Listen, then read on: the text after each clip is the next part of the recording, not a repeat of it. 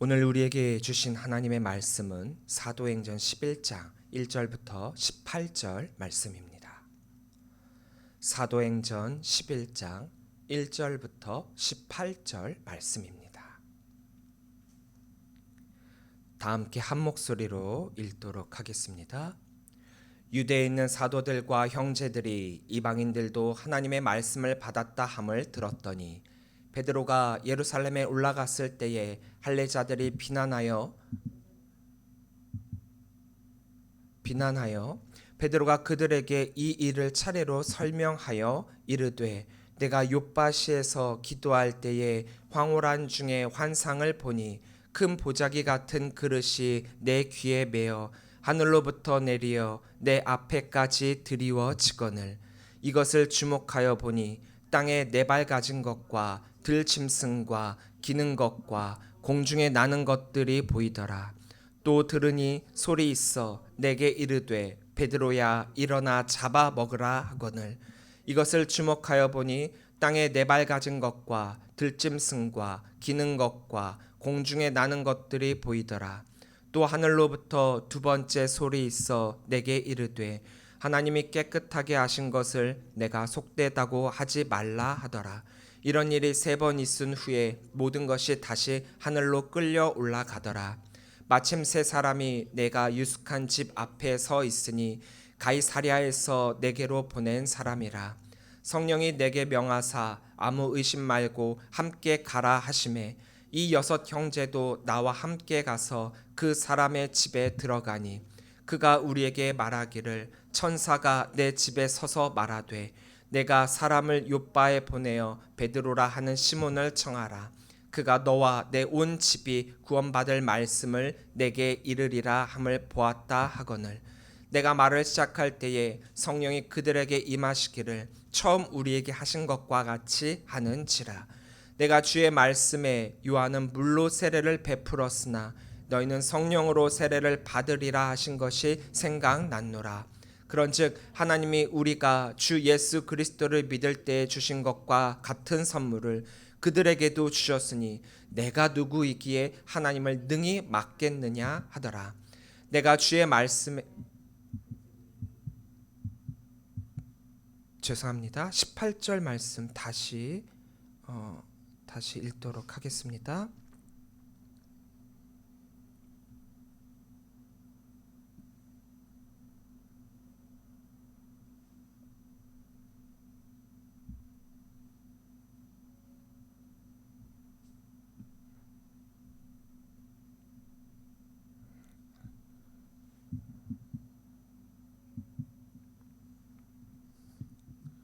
18절 말씀은 다시 나중에 읽도록 하겠습니다.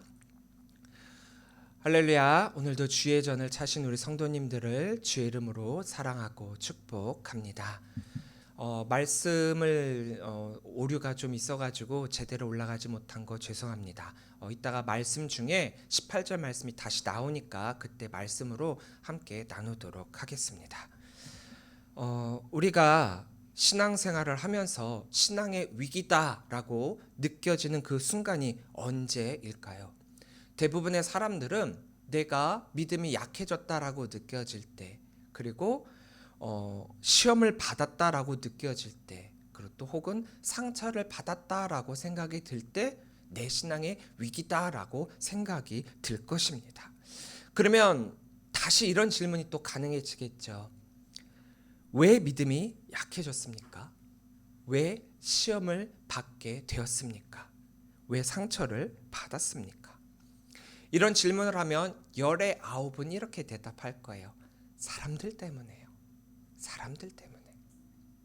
거기다 조금 덧붙인다라고 하면은 세상 사람들이 아니라 믿는 사람들 때문에. 같은 믿는 사람, 더군다나 나랑 관계가 없는 사람이 아니라 나랑 관계가 있는 믿는 사람들 때문에 라고 대답을 할 거예요. 물론 이 중에 열의 하나 정도는 그 누구로부터가 아니라 내 자신 스스로의 문제라고 대답하기도 합니다.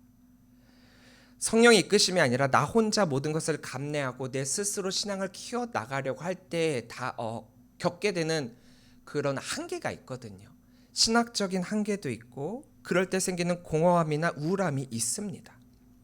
하지만 대부분 많은 사람들이 내 신앙의 위기다라고 느껴지는 때가 되었다라고 하면은 그때는 거의 아이러니하게도 믿지 않는 그 누군가로부터가 아니라 나랑 함께하는 또 나랑 관계가 있는 믿는 사람들 때문입니다.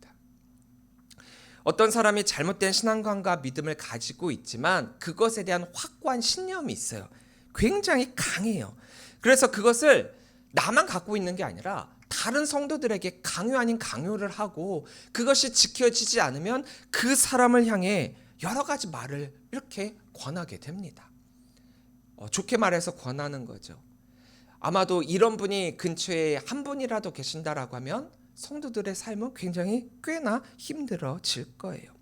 그 사람에게 있어서 기준과 틀에서 어긋나는 그 무엇이 어느 것 하나로 있다라고 한다면 그렇지 않은 다른 성도들을 돌이키고 가르치고 훈육한다라고 하는 명목하에 그 사람을 정죄하거든요. 또 단죄하고 강하게 책망하고 하면서 어떻게 보면 그 신앙의 공동체의 위기를 야기시키고 있습니다. 믿음의 형제 자매들이 서로 앞에서 끌어주고 뒤에서 밀어주면서 함께 동행하는 삶을 살아가는 것이 성령의 아름다운 공동체의 모습인데 그런데 따라오지 못한다고 실망하고 밀어주지 못한다고 한탄하고 나와 똑같지 않다고 해서 책망한다라고 한다면 그건 아름다운 하나님 나라의 모습이 아닌 거죠. 따라오지 못한다면 기다려주고 밀어주지 못한다? 내가 밀어주면 되고 또 사실 나와 똑같은 사람 이 세상에 그 어느 누구도 없잖아요. 나와 다르다라는 것을 인정하는 것 역시 신앙입니다. 모든 사람들의 신앙은 다 달라요. 동일한 사람은 단 한 사람도 없습니다. 모든 사람의 신앙이 나와 다르다라는 것을 인정하는 것이 신앙의 시작입니다. 1절부터 3절입니다. 유대에 있는 사도들과 형제들이 이방인들도 하나님의 말씀을 받았다 함을 들었더니 베드로가 예루살렘에 올라갔을 때 할례자들이 비난하여 이르되 내가 무할례자의 집에 들어가 함께 먹었다 하니. 자, 이제 요바에서 고넬료 가정을 이렇게 개종시켰던 이 베드로가 다시금 예루살렘으로 돌아오게 됩니다. 근데 돌아오게 되니까 어떤 큰 소란을 겪게 되는데 무엇이냐? 바로 사도행전 10장에 있었던 이 사건들에 대해서 유대에 있었던 다른 믿는 사람들이 그 소식을 듣게 되어요. 이때까지의 기독교는 유대교와 완전히 결별한 완전히 다른 형태의 종교가 아니라 기존의 유대교가 있었다라고 한다면 그 유대교를 쭉 이어가지고 덧붙여서 예수 그리스도의 복음이 덧입혀진 기독교, 그런 그리스도인이었다라는 거예요. 그러니까 이전에 유대교에서 믿었던 것들을 완전히 배제한 것이 아니라 그 유대교에서 따랐던 율법 역시도 따라가면서 그 위에 복음이 덧입혀졌다라는 거예요. 그러니까 이전까지 예수님을 그리스도로 고백하여 회개하고 믿은 모든 사람들은 모두가 유대인들이었다라는 거죠. 유대교에 있었던 유대인들이 개종하여 그리스도인들이 되었던 겁니다. 즉 할례자들이 비난했다라고 하는 이 말의 의미는 유대교의 유대인들이 아니라 유대인들 중에서 유대교에서 기독교로 개종한 그리스도인이 된 사람들을 뜻하고 있는 거예요. 바로 이런 사람들이 지금 베드로를 책망하고 있다라는 거죠. 이들은 유대교에서 벗어나 예수 그리스도의 복음을 받아들였음에도 불구하고 아직 이 유대인들의 선민사상, 하나님께서 우리 유대인들만을 구원하신다라고 하는 여기에서 벗어나지 못하고 있었던 거예요. 우리가 앞서 10장에서 봤을 때 베드로 역시도 이런 생각을 여전히 가지고 있었거든요. 그래서 율법이 정한 바 거룩한 것과 속된 것, 정한 것과 부정한 것을 구분하고 그것을 철저히 지켜야 된다라고 하는 신념이 있었습니다. 그런데 자초지종은 모른 채 베드로가 무할례자의 집에 머무른 그 이유는 묻지도 않고 앞뒤 다 잘라먹고 그들이 그냥 흔히 보고 있는 그 팩트, 즉 베드로가 무할례자의 집에 들어가 그들과 함께 먹었다라고 하는 이것으로 인해서 지금 베드로를 책망하고 있는 것이죠. 자, 이들이 왜 베드로를 이렇게 책잡고 있는 것입니까? 바로 유대교의 전통 때문이에요. 유대교의 전통에 따르면 유대인들은 부정한 이방인들과 교제해서는 안 됩니다. 더군다나 그들과 함께 유숙하며 함께 식탁 교제를 나눈다? 이들에게 있어서 식탁 교제는 굉장히 중요한 거거든요. 근데 그랬다? 그러면 심각한 문제라는 거죠. 물론 이것이 유대교 안에서의 관습이라면 말입니다. 근데 지금 이들은 누구라고요? 유대교인이 아니죠. 이들은 기독교인들입니다. 그리스도님에도 불구하고 여전히 유대교의 틀 안에서 벗어나지 못하고 있었고, 이것이 그들을 위한 신앙의 올바른 자세라고 여전히 굳게 믿고 있었던 터입니다. 더군다나 아직은 열방을 향한 선교가 아직 활발히 이루어지지 않고 있었고, 지금의 선교는 여전히 유대인들을 대상으로 이루어진 선교였고, 그랬기에 이방인과 함께 더불어 어떻게 믿음 생활을 해야 하는가에 대한 신학적 정립이 아직 세워지지 않은 때였어요. 그렇던 때에 베드로의 이러한 소식과 유대인임에도 자꾸 이방인들과 접촉하게 되는 그런 일들이 일어나게 되니까 유대교의 뿌리를 든 그들의 신앙의 정체성이 흔들리고 있다라고 하는 불안감이 야기되기 시작한 거예요. 그래서 이것을 단도리 해야 되겠다. 비록 베드로가 초대교회, 기독교의 수장이기는 하지만 이것에 대해서는 문책할 필요가 있다라고 판단을 한 거예요. 새로움을 받아들인다는 건 참 쉽지가 않습니다. 더군다나 해보지 않은 것과 해오지 않은 것을 시도한다라고 하는 것은 전통이라는 틀 안에서 굉장히 낯섭니다. 오랫동안 한 목사님이 한 교회에서 목회를 하시다가 은퇴를 하시게 됐어요. 그리고 후임 목사님을 모시게 됐는데 굉장히 젊은 목사님을 모시게 됐습니다. 이 교회는 이 목사님이, 원로 목사님이 은퇴하시기 몇 년 전부터 굉장히 큰 기대감을 가지고 있었어요. 이제 몇 년 후면 우리 목사님 은퇴하시고 젊은 목사님이 이제 담임 목사님으로 오시게 되면 우리 교회 안에 굉장히 큰 변화가 일어나게 될 거야. 은퇴를 얼마 남지 않은 그 목사님들은 보통 새로운 시도하기보다는 이전에 해왔던 것들을 고수하고 그 자리에 머물러 있기를 바랍니다. 왜냐? 변화를 시도한다라고 하는 것, 새로운 것을 시도한다라고 하는 것, 시간도, 물질도, 노력도, 인력도 너무 많이 필요하고, 또 가만히만 있으면 반이라도 가는데 이런 것들을 시도하게 되면은 잘해야 본전이고 못하면 본전 찾기도 정말 어렵거든요. 그러니까 대부분의 목사님들 은퇴 한 5년 정도 남겨놓고 교회는 기존에 해왔던 거 그대로 그 틀을 계속 돌리게 됩니다. 그래서 성도님들은 새로운 후임 목사님께 바라고 원하는 것들이 꽤나 크게 되죠. 특히나 젊은 층에서는 더욱 그렇습니다. 그런데 말입니다. 한 목사님께 오랫동안 한 목양을 받아온 교회 성도들은 자기도 모르는 새에 거기에 굉장히 익숙해져 있어요. 그 이전 은퇴하신 목사님의 목회에 너무나도 익숙해져 있다 보니까 새로운 변화를 바라면서도 새로운 변화에 대한 두려움을 함께 가지고 있다는 거예요. 또 아까 말씀드렸다시피 전통이라는 명목하에 변화를 받아들이는 것, 변화를 변화로 받아들이는 것이 아니라 다른 것을 다른 것으로 받아들이는 것이 아니라 변화와 다른 것을 틀린 것으로, 실패한 것으로 받아들이고 그 모든 결과를 그 후임 목사님께 전가하는 교회가 생각외로 꽤나 많이 있어요.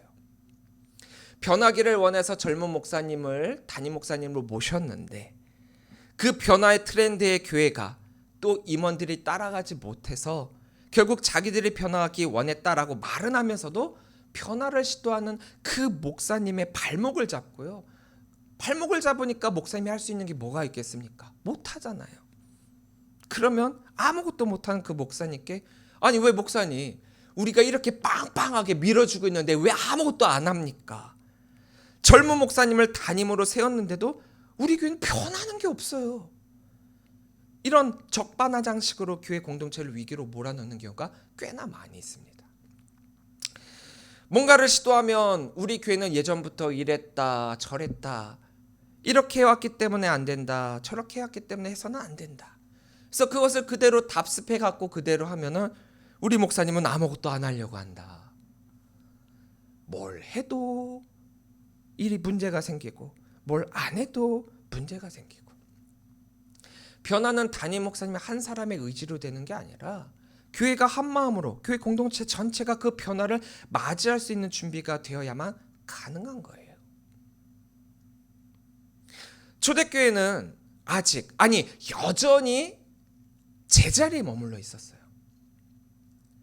그들이 해야 할 바가 무엇인지는 너무나도 잘 알고 있었습니다. 하지만 변화의 시도는 하지도 못하고 있었다라는 거죠. 온 땅에 나아가 제자를 삼고 그들에게 복음을 선포하라라고 하는 예수님의 마지막 지상 명령이 있었음에도 불구하고 그들은 여전히 예루살렘에 머물러 있었으며 온 땅 모든 이들을 향한 복음은 여전히 유대인들만의 소유물이 되고 있었다라는 거예요.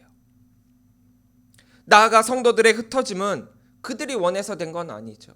그들이 받게 되는 박해와 어려움을 통해서 그들이 흩어졌기 때문에 복음이 흩어지게 됐는데, 그래서 이방인들에게 복음을 전하는 것까지야 어찌어찌 됐어요. 그런데 그 복음이 이방인들에게 전해져 그 복음의 사람이 이방인들이 변화시켜 그들이 그리스도인이 된다라고 하는 것, 여전한 낯설음이고 인정할 수 없는 그들만의 리그였던 것이 바로 초대교회 초창기 모습이라는 거예요. 해야 되기 때문에 하기는 했어요. 그런데 낯설어요. 하나님이 요나를 통해서 니느웨에 가서 회개를 촉구하라고 했을 때 어떻게 우리를 괴롭히고 있는 이 이방인들을 향해 나아가 그 말씀을 전합니까? 거부했었죠. 하지만 나중에 후에 가서 예수님의 하나님의 말씀에 순종하여 가서 복음을 선포했다라고 하지만 그 뒤에 따르면 하기는 했어요. 하기는 했지만 그 복음에 변화될 걸 믿지 않았어요. 이들도 어찌어찌해서 이방인들에게, 이방 땅으로 흩어져서 이방인들에게 복음을 전했지만 그들이 그리스도인이 되는 것 낯선 거죠. 베드로도 그들과 똑같은 생각을 했고 똑같은 신앙을 가지고 있었던 사람들 중에 하나였어요. 그렇게 어쩌면 그들이 자신에게 품고 있던 이 의문에 대해서 어떻게 보면 더 잘 이해가 될 수 있었겠죠. 왜냐? 나도 그렇게 생각했었다. 나도 이방인들을 부정하다라고 여겼다. 속되다라고 여겼다. 그들과 구별하는 것이 하나님의 사람이다라고 생각을 했었다. 그리고 더불어서 자금의 이 상황에 대해서 반드시 설명할 필요가 있었어요. 왜냐? 지금 내가 그들에게 말씀을 전했던 것, 그들과 함께 했던 것, 그것은 내 자의적인 해석과 판단으로 한 것이 아니라 성령님께서 이끄신 이끄심이었다.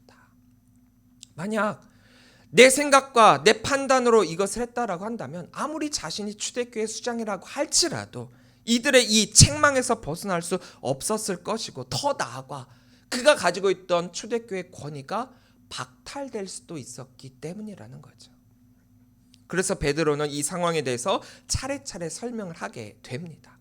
사도행전 10장에 있었던 그 내용, 그것과 오늘 본문 4절부터 16절까지의 내용, 그것이 바로 이 할례자들과 똑같은 신앙을 소유했던 베드로가 자신의 그 신앙을 꺾을 수밖에 없었던 이유이기도 했습니다.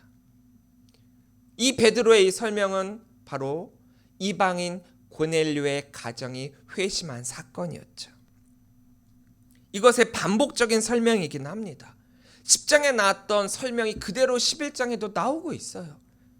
하지만 이것은 베드로 혼자만의 설명이 아니라 자신의 사역에 동참한 6명의 형제들과 함께한 경험의 사건이고, 또 무엇보다도의 강조점, 정확한 강조점, 내가 한 게 아니라 성령의 명령에 의해 향한 영적 사건임을 밝히고 있는 거죠. 성령의 역사였다.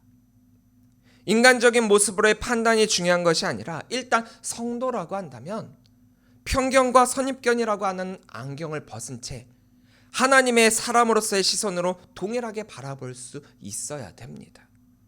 우리는 사실 출발점이 모두가 똑같은 사람이에요. 출발점은 똑같아요. 하지만 그 출발점에 조금 먼저 여기서 출발을 했느냐, 조금 늦게 출발했느냐의 차이일 뿐이지 언제나 출발점은 똑같습니다.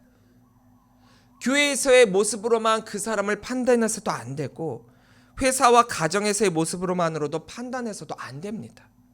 많은 사람의 서로 다른 생각과 비진리가 중심이 될 때 교회의 여러 문제와 분열과 갈등이 나타나게 되어 있어요. 그래서 우리의 잣대, 우리의 기준은 오직 복음이어야만 되는 것입니다. 오직 하나님의 말씀에 따라 진리가 아닌 사람의 생각과 잘못된 관습과 전통은 버려야 해요.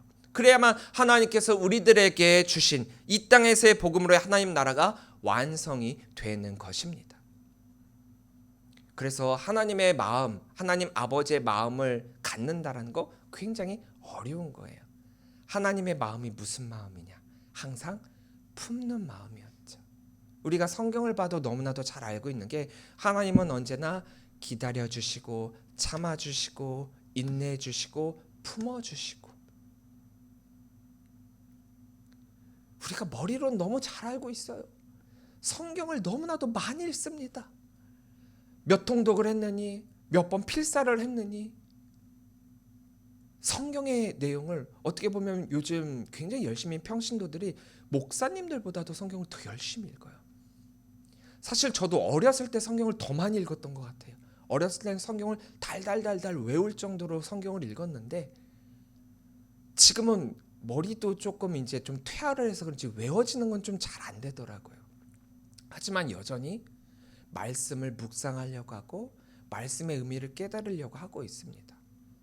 근데 참 신기한 것은 성경을 여러 번 읽을수록 그 안에 담겨진 말씀의 새로움이 발견된다라는 거예요.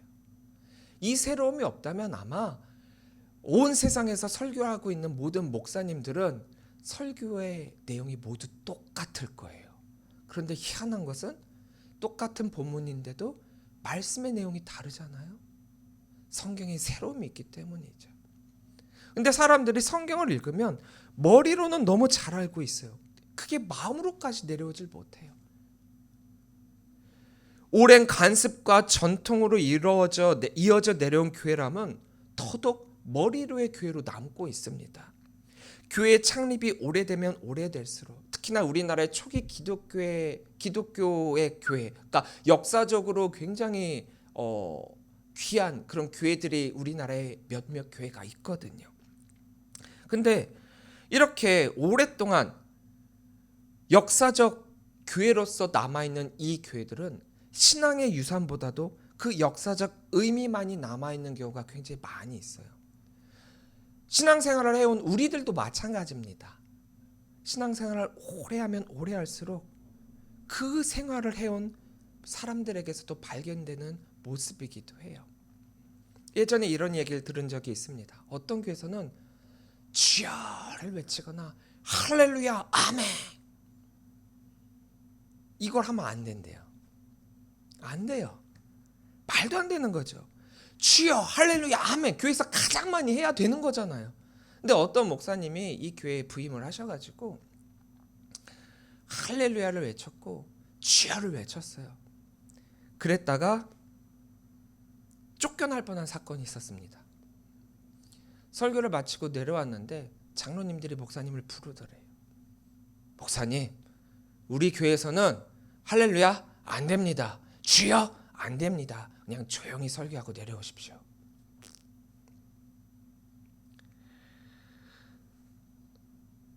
그때 이런 생각이 들었어요. 이 교회는 예수님이 오셔도 안 되겠구나. 예수님이 오셔도 예수님 쫓겨나시겠구나. 역사와 전통과 관습이 교회가 어떤 곳인지, 목사가 무엇을 해야 하는지, 성도가 왜 성도인가에 대한 그 존재의 그 자체를 이미 무너뜨렸기 때문이에요. 그것을 과연 하나님의 교회라고 할 수 있을까요? 이 교회는요, 아무개 교회라고 하면 누구나가 거기 그런 교회예요. 너무나도 유명한 교회입니다. 베드로가 자기에게만 또 고넬료에게만 이 성령의 역사에 대해서 설명을 하고 난 이후 예수 그리스도를 통해 온 세상을 구원하시고자 하는 하나님의 크신 섭리가 할례자들의 머리에서 가슴으로 내려오게 됩니다.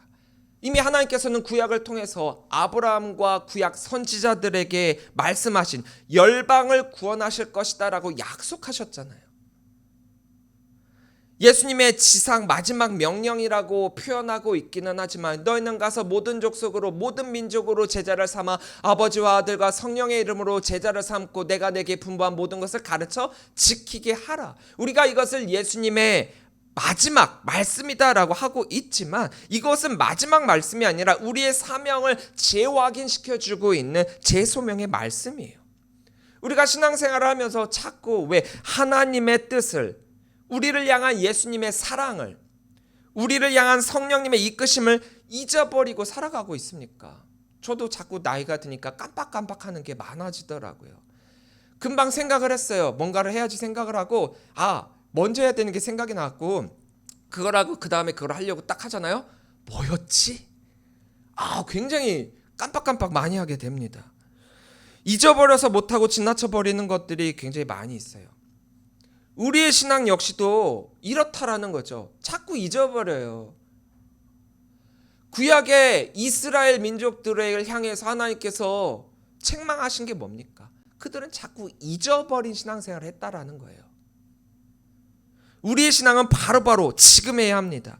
그 옛날 하나님께서 아브라함과 많은 선지자들에게 말씀하셨던 그 말씀을, 그리고 예수님께서 그 지상에서 마지막으로 승천하시기 전에 하신 그 말씀처럼, 그리고 성령님이 오늘날 우리와 함께 하시며 이 베드로에게 환상으로 보여주시고 우리들에게 임하실 때 우리는 그 말씀에 무너지고 엎드려지고 순종해야 하지 않겠습니까? 17절입니다. 그런즉 하나님이 우리가 주 예수 그리스도를 믿을 때 주신 것과 같은 선물을 그들에게도 주셨으니 내가 누구에게 하나님을 능히 맡겠느냐 하더라. 그들도 그랬습니다. 예루살렘 교회의 많은 유대인들은 베드로가 처음 그랬던 것처럼 여전히 이방인들을 부정한 자로 여겼어요. 그래서 그랬습니다.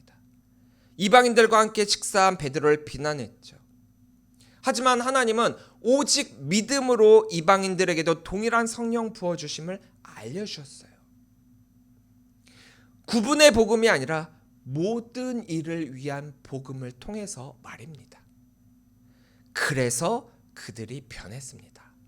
그래서 그들이 믿었습니다. 이것은 베드로가 일으킨 불편한 사건이 아니라 하나님이 하신 일임을 말입니다.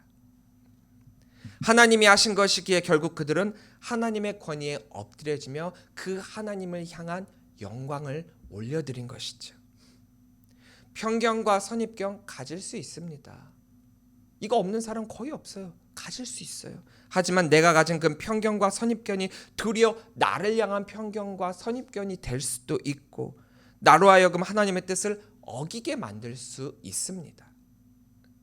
그렇다면 그 편견이, 선입견이 과연 복음에 합당한 편견인가 선입견인가? 우리는 먼저 이것을 돌이키고 바꿀 필요가 있다라는 거죠. 오해도 할 수 있습니다. 오해 안 하는 사람이 어디 있어요? 전체적인 맥락을 듣지 못한 채 정작 이 사건은 성령의 역사로 이루어졌다라고 하는 그 사실을 모른 채 그냥 팩트 앞뒤 다 자르고 그 가운데 있는 거, 베드로가 부정한 무할례자들과 함께 머물렀다, 식사를 했다, 오해할 수는 있어요. 그래서 그들 그 모습으로 말미암아 우리의 신앙의 정체성을 잃어버렸다 오해할 수 있습니다. 하지만 오해를 오해로 남기지 않기 위해서는 전후 맥락을 다 알아야죠. 앞에 사정 듣고 왜 그렇게 해야만 했는지에 대한 이유를 듣고 사실관계를 다 듣고 난 후에 판단해도 늦지 않는다는 거예요. 근데 우리는 자꾸 성급해요. 우리의 신앙은 너무 성급합니다. 먼저 내가 판단하고 내가 먼저 오해하고 그래서 하나님의 뜻을 어길 때가 너무 많다는 거예요. 그게 아니라 전후 맥락 다 듣고 이것이 과연 그 사람의 판단으로 된 것인가? 하나님께서 이르신 것인가? 우리의 이성은요, 하나님이 주신 것이기 때문에 굉장히 뛰어난 겁니다. 구분할 수 있어요. 또 하나님이 우리들에게 성령의 영을 주셨기 때문에 분별할 수 있습니다. 지연, 학연, 혈연, 이 모든 것들을 다 배제하고 정확한 것, 무엇보다도 복음으로 지닌 이 성령의 임재가 이들에게 어떤 의미인지를 깨닫게 된다면 성령의 역사는 때와 장소와 사랑을 구분하지 않고 하나님의 선물로 주어진다라는 것을 인정해야 합니다. 이게 신앙이라는 거죠. 실수와 실패는 할 수 있습니다. 하지만 그것을 그대로 남겨두면, 그래서 그 자리에 머문다면 결국 내 신앙은 말 그대로 실수와 실패로 끝나는 거죠. 그랬다면 다시금 회복해야죠. 실수했다면 만회하고 실패했다면 넘어서야죠. 할례자들은 자신들의 편견과 선입견, 오해와 이 실수를 막무가내로 그냥 밀어 제킬 수도 있었어요. 유대교의 유대인들처럼 말입니다. 그들은 자기들이 틀렸다라는 거 왜 몰랐겠어요? 알아요. 자신들이 틀렸다는 것도 압니다. 하지만 틀렸어도 여전히 밀고 가는 거죠. 하지만 그들은 그러한 실패를 하지 않았습니다. 무엇이 옳고 그른가 영적으로 분별하여 이 모든 것을 하나님께 영광 돌리고 있습니다. 18절입니다. 그들이 이 말을 듣고 잠잠하여 하나님께 영광을 돌려 이르되 그러면 하나님께서 이방인에게도 생명 얻는 회개를 주셨도다 하니라. 그 이전까지 몰랐다가 아닙니다. 새로운 것을 깨달았다가 아니에요. 알았습니다. 다만 이해하지 못했던 것이고 인정하지 않았던 것이죠. 왜요? 이들이 가진 이 모습, 유대인으로서 가지고 있었던 선민 사상, 그래서 그들이 가진 유대인들만의 하나님이요, 유대인들만의 예수님의 복음이요, 유대인들에게만 주어지는 성령이다라고 하는 그것을 가지고 있었었는데 그것을 내려놓고 인정하고 또 그것으로 말미암아 이방인들까지 퍼지게 된다라고 한다면 어떻게 생각하면 자신들이 가지고 있는 기득권을 뺏기는 듯한 느낌이 들거든요. 그래서 여기까지 오는 게 너무 어려웠던 거예요. 그럼에도 불구하고 바로 이 사건이 유대인들에게만 주어진 하나님이 아니고 유대인들만의 예수 그리스도의 복음이 아니고 유대인들에게만 주어지는 성령님이 아니라는 이것을 깨닫게 된 그 순간이 바로 복음의 세계 선교화를 이루어지게 되는 초석이 된 것입니다. 우리들도 그렇죠. 우리 성도들도 생각으로 많은 것을 알고 있습니다. 많은 설교 듣고 있고요. 또 많은 말씀을 통해 우리가 나아갈 바, 우리가 어떻게 신앙생활을 해야 하는지 참 잘 알고 있습니다. 하지만 내 입술로 인정하지 못하고 선포하지 못하고 있죠. 왜냐? 내 입술로 그것을 내뱉는 그 순간 손해보는 듯한 느낌 들고 기득권 뺏기고 이거 내가 뭔가 좀 별거는 아니죠. 좋은 거죠. 큰 거죠. 그런데 그럼에도 불구하고 그것을 인정하는 그 순간 내 모든 것을 다 빼앗기는 듯한 그런 마음이 들거든요. 하지만 신앙은 그렇지 않습니다. 복음은 그렇지 않습니다. 하나님의 뜻은 그렇지 않습니다. 하나님의 뜻을 알면 하나가 되고요. 하나님의 뜻을 모르면 갈등하는 거예요. 예수님이 십자가 안에서 이루신 구원을 바르게 이해하지 못할 때 교회는 무너지는 겁니다. 왜 교회 안에 싸움이 일어납니까? 왜 교회 안에 분란이 일어나고 갈라지고 서로 말싸움이 일어납니까? 다툼이 일어납니까? 흔들립니까? 성도들 간의 의견 대립이 생길 때 과연 거기에 무엇이 하나님의 뜻일까요? 하나님은 화합을 원하시고 하나님은 하나됨을 말씀하시는데 왜 자꾸 우리들은 그 하나님의 뜻을 어기는 것일까요? 하나님의 이 마음을 잊어버리지 않는다면 답은 나오게 되어 있어요. 우리는 그리스도를 머리로 한 몸을 이룬 성도들입니다. 우리를 통해 하나님께서는 찬양과 영광 받으시기를 원하십니다. 교회가 교회됨을 이루어 하나님의 뜻인 만민 구원을 이루어야 합니다. 낯설음이라고 하는 이 감정은 해보지 않았기에 느끼는 감정이지 계속 해보면 낯설지 않아요.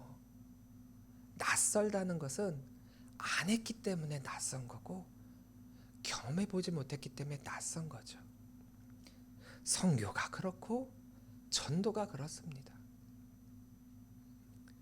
이 사건을 통해 초대교회가 다시금 선교에 대한 새로운 도약을 할 수 있었던 것처럼 하나님의 뜻에 순종하겠다는 이 겸손한 마음으로 우리는 나아가야 합니다. 하나님은 오직 믿음으로 모두에게 동일한 성령을 부어주시고 계십니다. 이것을 인정해야 되는 거죠. 바로 지금이 성령으로 말미암아 하나님께 영광 돌릴 때입니다. 바로 그 복음으로의 순종을 통해 하나님께 영광 돌리시는 우리 귀한 성도님들이 되시기를 바랍니다. 하나님께서 우리를 통해 이루시고자 할 그 뜻, 모든 민족에게 성령을 부어주시고 모든 민족에게 구원을 주시기를 원하는 하나님 아버지의 마음을 머리에서 가슴으로 바꾸시는 우리 귀한 성도님들이 되시기를 주의 이름으로 간절히 축원합니다. 기도하시겠습니다.